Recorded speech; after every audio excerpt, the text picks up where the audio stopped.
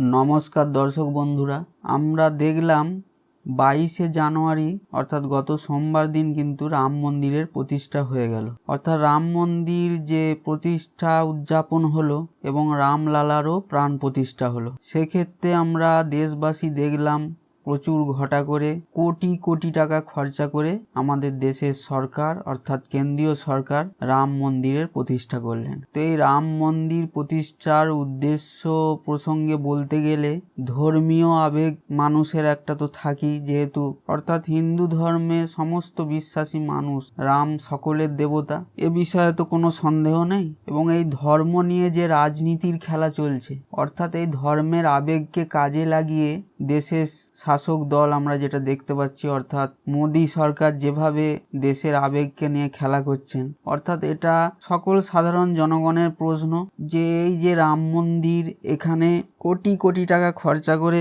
রামলালার প্রাণ প্রতিষ্ঠা হলো এবং আমরা মিডিয়াতেও দেখলাম যে বিশিষ্ট একজন সাধু জানাচ্ছেন যে যেখানে রাম মন্দিরের চূড়া এখনো পর্যন্ত নির্মাণ হয়নি এবং তিনি জানাচ্ছেন যে রাম মন্দিরের চূড়া হলো সেই মন্দিরের দেবতার চোখ হিসাবে গণ্য করা হয়। অর্থাৎ যেখানে দেবতার চোখই নির্মাণ হলো না, সেখানে কিভাবে এই চোখহীন দেবতার অর্থাৎ রামলালার প্রাণ প্রতিষ্ঠা হলো? চূড়াই নির্মাণ হয়নি এবং সেই চূড়া নির্মাণ না হওয়া অবস্থাতেই আমাদের দেশের সরকার সেখানে কিন্তু রাম মন্দির প্রতিষ্ঠা করে দিলেন, রামলালার প্রাণ প্রতিষ্ঠা হয়ে গেল।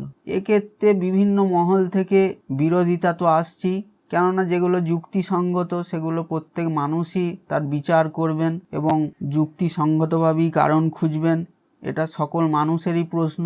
এখানে আমরা দেখলাম বিরাট লাড্ডু, একেবারে যেটা করতে 3 দিন সময় লেগেছে এবং সেই লাড্ডু একেবারে একটি লরি ভর্তি, সেই লাড্ডু একটি লাড্ডু যেন একটি লরি ভর্তি এবং সেই লাড্ডু নিয়ে বিরাট পুজো দেওয়া হবে রামলালার সামনে। 13.5 লক্ষ লাড্ডু তৈরি হচ্ছে এবং 18ই ফেব্রুয়ারি পর্যন্ত এরকম প্রতিদিন 50,000 করে লাড্ডু তৈরি হবে। তো এগুলো দেশের জনগণের প্রতি আবেগকে নিয়ে খেলা করে কত আর্থিক নষ্ট হচ্ছে, অর্থাৎ অর্থের নষ্ট হচ্ছে, এগুলো সাধারণ মানুষের ট্যাক্সের টাকা। অর্থাৎ আমরা যেটা, আপনারাও সকল বিষয়ে নিশ্চয়ই অবগত এবং আমরাও সেটা আবার জানাচ্ছি যে দেখুন, আমাদের দেশের প্রথম রাষ্ট্রপতি রাজেন্দ্র প্রসাদ যখন কোনো ধর্মীয় মন্দিরে যেতেন এবং তৎকালীন প্রধানমন্ত্রী জওহরলাল নেহেরু কিন্তু ধর্মীয় কোনো আচার অনুষ্ঠান বা কোনো ধর্মীয় মন্দির গঠন করতে হলে কিন্তু কোনো রকম সরকারি কোষাগার থেকে টাকা খরচ করতেন না, এটাই নিয়ম।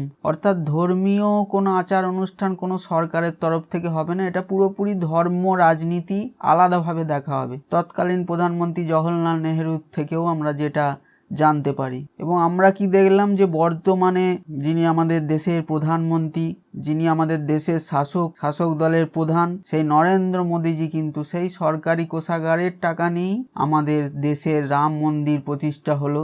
দীর্ঘ 500 বছরের লড়াই শেষে রাম মন্দিরের উদযাপন হলো, রামলালার প্রাণ প্রতিষ্ঠা হলো। সেক্ষেত্রে চূড়াহীন সেই রামলালার প্রাণ প্রতিষ্ঠা হচ্ছে, যেখানে কিছুক্ষণ আগে আপনাদের বললাম বিশিষ্ট সাধু একজন মিডিয়ায় বলেছেন, আমরাও দেখলাম, আপনারাও নিশ্চয়ই জানেন যে চোখবিহীন দেবতার প্রাণ প্রতিষ্ঠা হলো। তো এগুলো সাধারণ মানুষের ট্যাক্সের টাকা, এই টাকাকে নিয়ে তিনি মন্দির প্রতিষ্ঠা করছেন, ধর্মীয় ব্যাপারকে পুরোপুরি রাজনৈতিকভাবে কাজে লাগাচ্ছেন। এটা পুরোপুরি মানুষের সঙ্গে একটা দ্বিচারিতা করা হচ্ছে, যেটাকে বলা চলে। ধর্ম থাকবে, যে যার ধর্ম তার নিজের কাছে, সে নিশ্চয়ই তার ধর্ম পালন করবেই, সে যে কোনো ধর্মেরই হোক।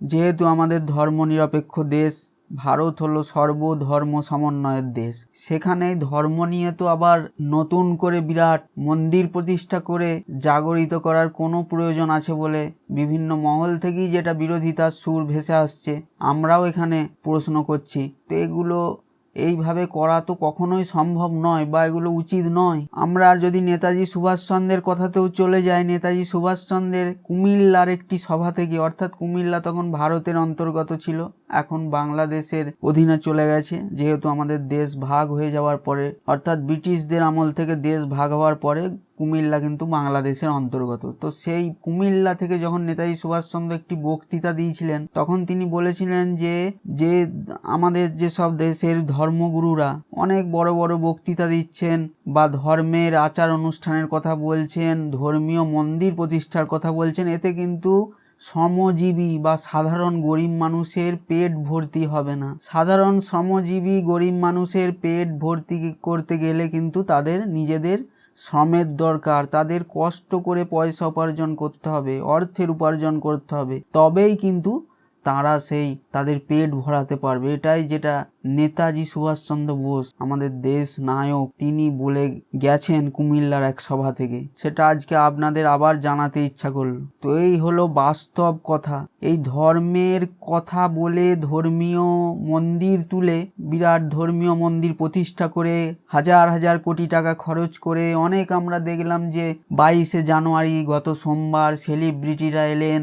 তারা তো আসবেনই, তাদেরকে আমাদের দেশের শাসক প্রধান আমন্ত্রণ জানিয়েছেন। কেন আসবেন না তারা এসে মন্দিরে এলেন, অবশ্যই আসবেন, প্রত্যেকেই যেতে পারেন। কিন্তু এই সব দেখে যে একটা যেন সিনেমার মতো হচ্ছে, আমরা বসে বসে বেশ ভারতবাসী দেখছে, এতে কি ভারতবাসীর পেট ভরবে? আপামর যারা সাধারণ জনমানব, অর্থাৎ সাধারণ খেটে খাওয়া শ্রমিক শ্রমজীবী মানুষ, এদের পেট ভরবে কি করে? এরা যদি নিজেরা পরিশ্রম না করে, নিজেরা কত কষ্ট করে অর্থ উপার্জন করে, তবেই তাদের নিজেদের সংসারকে ভালো রাখতে পারবে এবং তাদের পেটের যে খিদে সেটা ভরাতে পারবে। তো এগুলো আমাদের যে দেশের শাসনকর্তাকে দেখলাম যে মন্দির প্রতিষ্ঠা করি, তিনি এক বিরাট যেন হিন্দু ধর্মের প্রতিষ্ঠা করতে চাইছেন। হিন্দু ধর্ম হিন্দুদের কাছে, যে কোনো ধর্মাবলম্বীদের, সে মুসলমান হোক, শিখ হোক, খ্রিস্টান হোক, জৈন হোক, বৌদ্ধ হোক, যে যার ধর্ম সে তো নিজের কাছে পালন করবি, এর জন্য নতুন করে কিছু বলার নেই। এগুলো হাস্যাস্পদ ব্যাপার। এইভাবে মানুষের, শ্রমজীবী মানুষের ক্ষুধা মেটাতে পারবেন আপনি? এটাই সকলের প্রশ্ন, আমরাও সেটা জানতে চাইছি দেশবাসীর হয়ে। এই ক্ষুধা মেটাবার দায়িত্ব কেউ নিতে পারবে না। আমরা সেদিন 22শে জানুয়ারি আমাদের রাজ্যেও দেখলাম আমাদের মুখ্যমন্ত্রী, মাননীয় মুখ্যমন্ত্রী মমতা ব্যানার্জি, তিনি যে সংহতি যাত্রা করলেন এবং সেখানে কিন্তু তিনি কোনো রাজনৈতিক ছোঁয়া রাখেননি। তিনি তার পাশাপাশি যে মিছিলে হাঁটছিলেন, সমস্ত ধর্মগুরুরা ছিলেন এবং তিনি মিছিলে হেঁটে গেলেন। এবং এটাও আমরা মিডিয়া থেকে লক্ষ্য করলাম যে রাস্তায় ভবঘুরে মানুষ, হতদরিদ্র মানুষ এবং যাদের অর্থ কম, এবং তাদেরকে তিনি শাল বিলি করলেন, শীতের শাল চাদর পরিয়ে দিলেন। আমরা এগুলোই লক্ষ্য করলাম। তো এটা ঠিক আছে, এটা তিনি করেছেন, রাজ্যের শাসক দলের প্রধান খুব ভালো কাজই করেছেন। কিন্তু আমরা দেশের শাসক দলের প্রধানকে দেখলাম, অর্থাৎ আমাদের মাননীয় প্রধানমন্ত্রী নরেন্দ্র মোদীজি, তিনি এই রাজনৈতিক জিগির তুলেই কিন্তু যেন ক্ষান্ত হয়ে গেলেন। এদিকে দেখুন, বছরে 2 কোটি করে তিনি বলেছিলেন চাকরি দেবেন, সেই চাকরি তো আমরা দেখতে পেলাম না। যে বেকার যুবক যুবতীদের চাকরি, তাদের পেট ভরবে কি করে, তাদের পরিবারকে চালাবে কি করে, সেই ব্যবস্থা কোথায়? এই ধর্মের নামে আমরা, রাম কখনোই বলে দেননি যে আমার নামে মন্দির করতে হবে তবে আমি সন্তুষ্ট হব। এটা তো উনি নিজে রাজনৈতিকভাবে ফায়দা তোলার জন্য হয়তো করছেন। এটা সকল রাজনৈতিক মহলের এই ধরনেরই একটা মতামত, বিরোধিতার সুর ভেসে আসছে। তো এইভাবে তো দেশের অর্থনৈতিক সংকট দূর হবে না, দেশের সাধারণ মানুষের ক্ষুধা দূর হবে না, দেশের সাধারণ মানুষের তারা বাসস্থান পাবে না, তারা তাদের পোশাক পরিচ্ছদ পাবে না। সেই মানুষগুলোকে যদি দেখা যায় তবেই তো আসল কাজের কাজ। এটাই তো সকলের প্রশ্ন এবং আমাদেরও প্রশ্ন রইল। এইভাবে দেখুন, কোটি কোটি টাকা খরচা করে দেশের কোনো দিন সুরাহা হবে? এতে দেশের সাধারণ মানুষের আখেরে ক্ষতি হবে। সাধারণ মানুষ তাদের রুজি রোজগারটুকু একটু পেলেও তারা খুশি হবে, কিন্তু সেই জিনিস দেশের শাসক দলের কাছ থেকে পাওয়া যাচ্ছে না। তো আমরা অবশ্যই এই প্রশ্ন দেশের শাসক দলের কাছে ভারতের জনগণ হিসাবে, অর্থাৎ এবং সকল বিরোধী রাজনৈতিক দলের কাছ থেকেই এই প্রশ্ন উঠে আসছে। আপনারাও কি ভাবছেন কমেন্ট করে জানাবেন। ধন্যবাদ।